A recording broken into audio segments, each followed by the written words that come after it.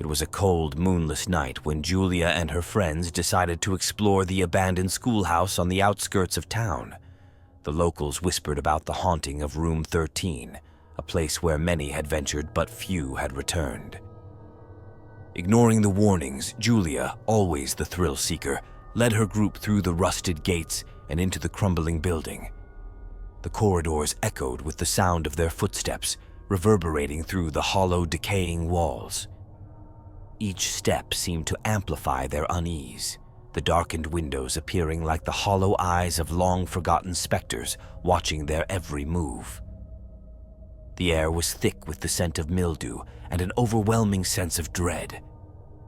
As they made their way to the infamous Room 13, a cold breeze brushed past them, causing the ancient doors to creak ominously. The group paused, hearts racing, but Julia urged them forward, her curiosity outweighing her fear. They finally reached the door, its number barely visible through the layers of dust and grime. Inside, the room was eerily preserved, as if frozen in time. Desks were still neatly arranged, and faded textbooks lay open, their pages yellowed with age. The silence was suffocating, broken only by the occasional drip of water from a leaky ceiling. Julia felt a shiver run down her spine as she approached the teacher's desk at the front.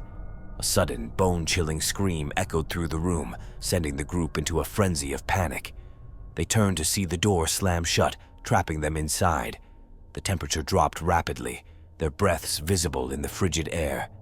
Whispers began to fill the room, indistinct at first, but growing louder and more insistent. The whispers seemed to come from the walls themselves, speaking of forgotten children and unending torment. Julia's friends clung to each other, their eyes wide with terror, but she was drawn to a flickering light at the back of the room.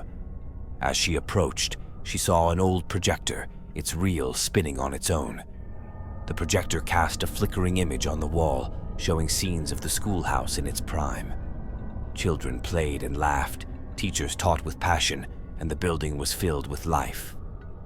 But the images soon grew darker, showing scenes of punishment, fear, and suffering. The children's faces twisted into expressions of pain and horror. Julia's heart pounded as she realized these were not mere images, but the spirits of those who had perished within these walls. The projector's light intensified, revealing ghostly figures emerging from the walls, their eyes hollow and their bodies translucent. They reached out, their wails growing louder and more desperate. Her friends screamed and ran towards the door, desperately trying to escape, but it would not budge. The spirits closed in, their cold hands grasping at them, pulling them towards the center of the room. Julia felt an icy grip on her shoulder and turned to see a young girl, her face twisted in anguish. "Help us," the girl whispered, her voice a haunting echo. Julia felt a surge of compassion mixed with terror. She asked how, but the girl only repeated her plea. The room grew darker, the spirits' cries more insistent, and Julia realized they were trapped in a cycle of suffering. Desperation took over as Julia tried to communicate with the spirits, seeking a way to free them. She noticed a journal on the teacher's desk, its pages filled with the principal's accounts of the schoolhouse's tragic history. The final entry spoke of a ritual to appease the spirits, one that had never been completed. Julia's friends were on the brink of collapse, their energy sapped by the relentless cold and fear. She knew she had to act fast. Following the journal's instructions, she gathered the necessary items from the room: a piece of chalk, a candle, and a mirror. She drew the ritual circle and placed the items inside. The spirits watched in silence as Julia performed the ritual, her hands trembling. She lit the candle, its flame flickering wildly, and placed the mirror at the center. The room grew still, the oppressive presence momentarily lifting. Julia felt a surge of hope as the spirits began to fade. But just as the final words of the ritual left her lips, a violent force knocked her back, shattering the mirror. The spirits screamed in unison, their forms becoming more solid and menacing. Julia's hope turned to despair as she realized the ritual had failed. The spirits were enraged, their fury directed at the intruders. In a final, desperate attempt to escape, Julia and her friends ran towards the windows, breaking through the brittle glass. They tumbled onto the cold, hard ground outside, their bodies bruised and bleeding. As they looked back, they saw the spirits still trapped inside, their faces contorted in eternal agony. The schoolhouse stood silent once more, its dark secrets waiting for the next unsuspecting souls.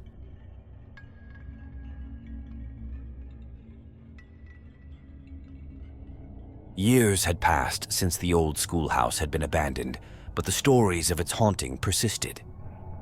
Mark, a paranormal investigator, was determined to uncover the truth.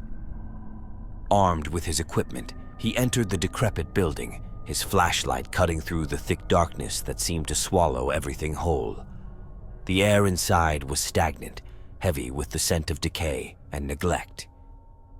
Mark's footsteps echoed loudly as he made his way down the main hallway, each creak of the floorboards adding to the eerie atmosphere. He reached the entrance to room 13, its door slightly ajar as if inviting him in. As he stepped inside, a sudden chill enveloped him, and he felt an inexplicable sense of dread. The room was dimly lit by the moonlight streaming through the broken windows, casting long shadows that seemed to dance with a life of their own. Mark set up his equipment, determined to capture any paranormal activity. He began his investigation by asking questions, his voice steady but filled with anticipation. At first, there was only silence, the room eerily still. But then, a faint whisper reached his ears, sending shivers down his spine. He strained to hear, but the words were indistinguishable, like a distant echo. Mark continued, undeterred, his curiosity driving him forward. He played back the recordings, hearing faint voices and unsettling sounds that hadn't been audible in real time. He felt a presence in the room, an oppressive force watching him, waiting. The temperature dropped further, and Mark saw his breath fogging in the air. Suddenly, a loud bang reverberated through the room, and Mark spun around, heart pounding. The door had slammed shut, trapping him inside. Panic set in as he tried to open it, but it was stuck fast. The whispers grew louder, more insistent, filling his mind with fragmented pleas and sorrowful cries. The room seemed to close in on him, the walls pulsing with a malevolent energy. Mark felt a sharp pain in his head, as if someone were drilling into his skull. He fell to his knees, clutching his temples, the voices now screaming in agony. Visions of the past flooded his mind, showing the tragic history of the schoolhouse. He saw children huddled in fear, their faces pale and eyes wide with terror. Teachers, once kind, now twisted into cruel overseers. The schoolhouse had become a place of torment, a prison for those who had no escape. Mark realized these were the spirits trapped in room 13, their suffering unending. Mark's body felt heavy, as if the weight of the spirits' despair was crushing him. He struggled to stand, determined to find a way to free them. He noticed a book on the teacher's desk, its cover worn and pages yellowed. It was a diary filled with the accounts of the school's dark history. The diary spoke of a curse placed upon the schoolhouse, a result of the principal's twisted experiments. He had sought to harness the energy of the children's spirits, binding them to the building in an attempt to gain eternal life. The ritual had backfired, trapping the spirits and dooming the schoolhouse to its haunted fate. Mark knew he had to break the curse, to release the spirits from their torment. He found a passage in the diary detailing the reversal of the ritual, requiring a pure-hearted individual to perform it. Mark gathered the necessary items, a piece of chalk, a candle, and a mirror. He drew the ritual circle and placed the items inside.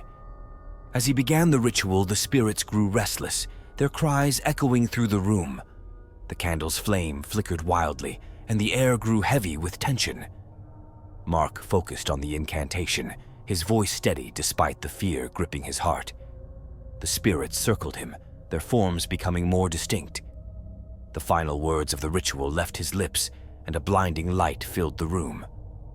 Mark felt a surge of energy, and the spirit's cries turned to sighs of relief.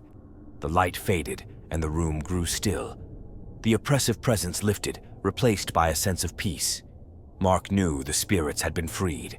Exhausted, Mark collapsed to the floor, his body trembling. He looked around, the room now empty and silent. The door creaked open, and he knew it was over. He gathered his equipment and left the schoolhouse, the air outside feeling fresh and revitalizing. The curse had been broken, the spirits finally at rest. As he walked away, Mark felt a sense of accomplishment and sadness. The schoolhouse, once a place of horror, was now a silent monument to the lost souls. He vowed to share their story, to ensure their suffering was never forgotten. The echoes of their pain had been silenced, but their memory would live on.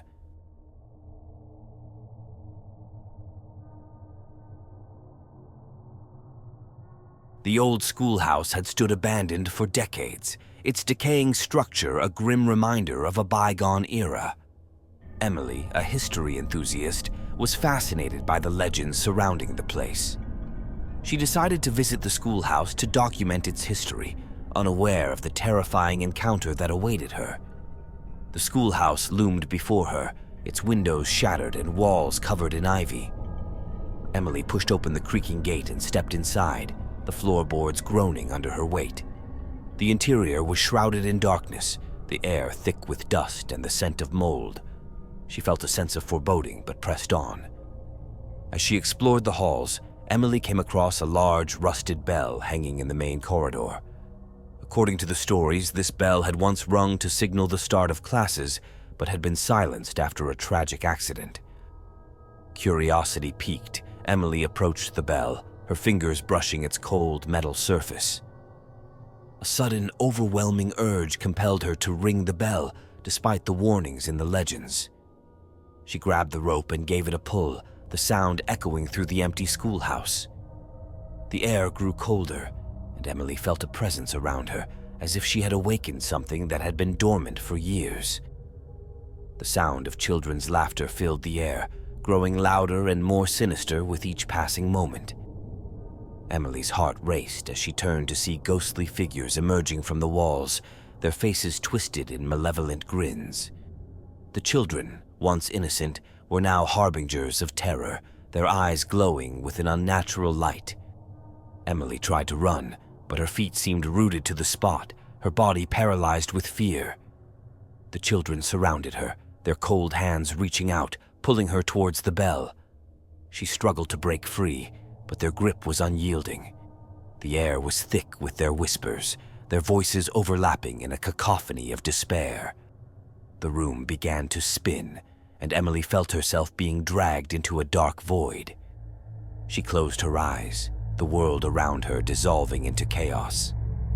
When she opened them again, she found herself in a classroom, the desks and chairs covered in dust. The children's faces peered at her from every corner, their expressions filled with malice. The teacher's desk at the front of the room was occupied by a spectral figure, its eyes hollow and its form shrouded in shadows. Emily realized this was the principal, the one responsible for the curse that had befallen the schoolhouse. His voice was a low, menacing whisper as he recounted the events that had led to the school's downfall. He had been obsessed with the occult, using the children as subjects in his dark experiments. The bell had been a key component in his rituals, its sound meant to harness the children's souls. The experiment had gone horribly wrong, resulting in the deaths of the children and the principal's own demise. Their spirits had been trapped ever since. Emily felt a surge of anger and determination as she listened to the principal's confession. She knew she had to find a way to break the curse and free the spirits. She remembered reading about a cleansing ritual in an old book, one that required a symbol of purity and a sacrifice. She needed to find the necessary items. Searching the room, Emily found a piece of chalk and drew a circle on the floor, inscribing it with ancient symbols. She placed a small silver locket in the center, a token of innocence she had found in one of the desks. The children watched in silence, their eyes filled with hope and fear. As she began the ritual, the air grew heavy with tension, the shadows deepening around her. Emily recited the incantation, her voice steady despite the fear gripping her heart. The principal's figure loomed over her, his presence oppressive and menacing.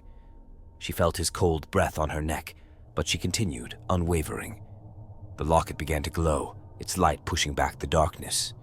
The children's forms wavered, their expressions softening. The principal's figure shrieked in fury, his form disintegrating into a cloud of dark mist. Emily felt a surge of energy as the ritual reached its climax, the room filling with a blinding light. When the light faded, Emily found herself alone in the classroom, the children's spirits gone. The air was clear, the oppressive presence lifted. She knew the curse had been broken, the spirits finally at peace. She gathered her belongings and left the schoolhouse, the bell now silent forever. As she walked away, Emily felt a sense of accomplishment and sorrow. The schoolhouse, once a place of horror, was now a silent monument to the lost souls. She vowed to share their story, to ensure their suffering was never forgotten. The echoes of their pain had been silenced, but their memory would live on, a testament to the power of redemption and the strength of the human spirit.